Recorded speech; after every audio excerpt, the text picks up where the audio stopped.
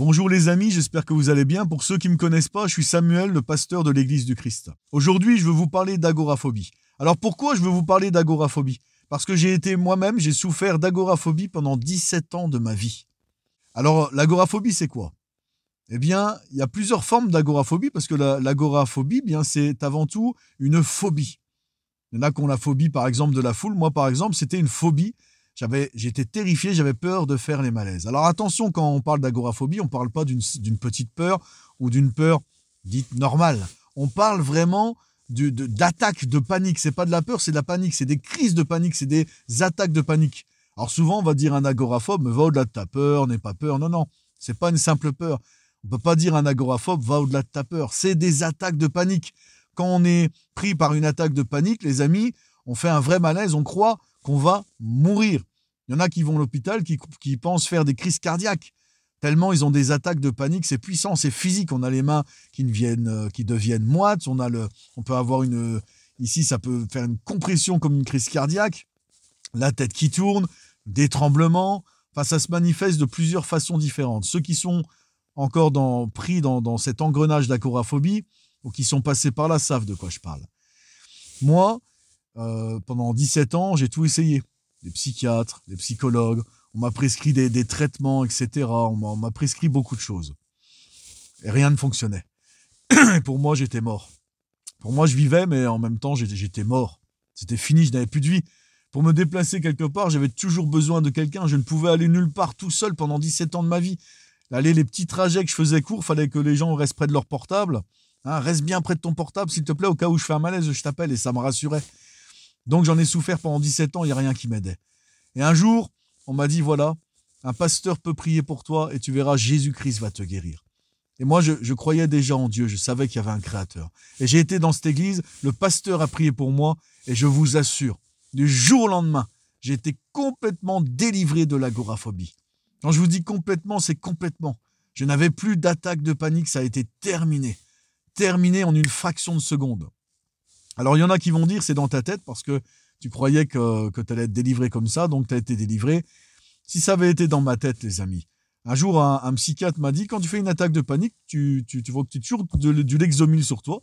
Quand tu fais une attaque de panique, tu prends ton Lexomil, tu le mets sous ta langue. Ça aurait pu, si c'était dans ma tête, j'aurais pu être rassuré d'avoir mon Lexomil que je mets sous ma langue. Et non, ça n'a pas fonctionné. Mais quand un pasteur a prié pour moi, quand Jésus-Christ a agi dans mon corps, dans mon cœur, dans mon esprit, dans mon âme, eh bien là, j'ai été complètement délivré, les amis. C'est Jésus-Christ qui m'a délivré de l'agoraphobie. Maintenant, voilà, je ne veux pas être trop long sur cette vidéo. Si ça t'intéresse, si tu passes par l'agoraphobie, si tu veux savoir mon histoire, moi j'ai écrit un livre que tu peux trouver sur Amazon. Voilà, c'est simple, tu vas sur Amazon, tu tapes mon prénom et mon nom, tu tapes Samuel Beg, tu tapes dans recherche Samuel Beg, et là tu tomberas sur mon livre. C'est un tout petit livre, ça s'appelle De l'agoraphobie à Jésus-Christ, donc littéralement des ténèbres à la lumière. Et tu pourras commander mon livre pour en savoir plus sur moi, pour savoir comment j'en suis arrivé à être agoraphobe et comment Jésus a merveilleusement agi dans ma vie.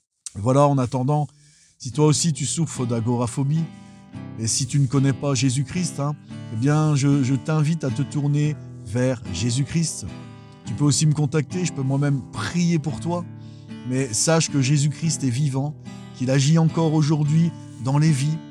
Il y a un moment, il y a un passage où Jésus dit « Le Seigneur m'a oint pour annoncer une bonne nouvelle, pour annoncer la délivrance aux captifs, pour guérir les cœurs brisés. » Eh bien, aujourd'hui, Jésus, je te le garantis, veut agir dans ta vie.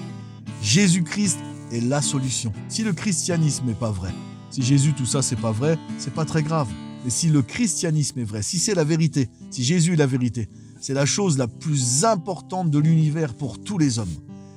Moi, maintenant, j'ai la conviction que c'est la vérité parce que maintenant, ça fait un peu plus de 10 ans avec ma femme qu'on marche avec le Seigneur Jésus-Christ, qu'on prie chaque jour, qu'on a vu de beaux miracles, on a vu pendant 10 ans des réponses concrètes à nos prières. On a fait l'expérience que Jésus-Christ est la vérité, que la Bible est la parole de Dieu. Eh bien, toi aussi, je t'invite à faire cette expérience avec Jésus-Christ. Mais sache que si tu souffres d'agoraphobie, eh bien, il y a une solution. Et cette solution, elle se trouve en Jésus-Christ. Aujourd'hui, il peut se révéler à toi. Jésus a dit, si tu cherches, tu trouves. Et moi, je t'invite vraiment à le chercher. Et n'oublie pas, si tu es agoraphobe, si tu souffres de ça, si tu ne vois aucune issue.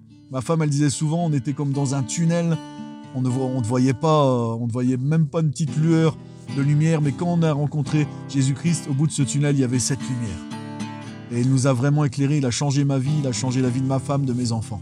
Si tu veux en savoir plus, je t'invite vraiment à commander ce livre, Recherche le Christ. À bientôt.